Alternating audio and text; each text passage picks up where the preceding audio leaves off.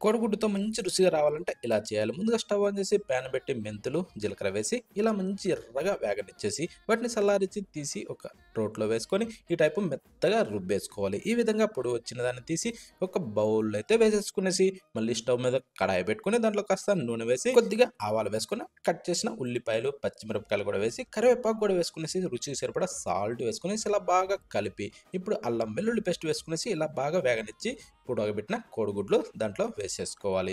ఈ ఉడకబెట్టిన కోడిగుడ్లు దాంట్లో వేశాక చిటికెడు పసుపు, కారం కూడా వేసుకొని ఇప్పుడు మనం బాగా ఇలా మిక్స్ చేసుకోవాలి. స్పైసీ తగ్గట్టుగా మాత్రమే కారం వేసుకునేసి ఇలా మూతపెట్టి బాగా ఇలా వేగనిచ్చి ఇప్పుడు మనం చింతపండు నీళ్లు అందులో పోసుకోవాలి. చింతపండు నీళ్లు పోసిన తర్వాత కాస్త అలా మిక్స్ చేసి రుచికి సరిపడా సాల్ట్ వేసుకొని కొద్దిగా బెల్లం వేసుకోవాలి. బెల్లం వేశాక మూతపెట్టి ఇలా పులుసును బాగా మరగనిచ్చి ఇప్పుడు రోట్లో దంచిన పొడిని వేసి బాగా కలిపి మూతపెట్టి కొద్దిగా ఉడకనిచ్చి కొత్తిమీర చల్లుకొని సర్వ్ చేసుకొని తింటే సూపర్.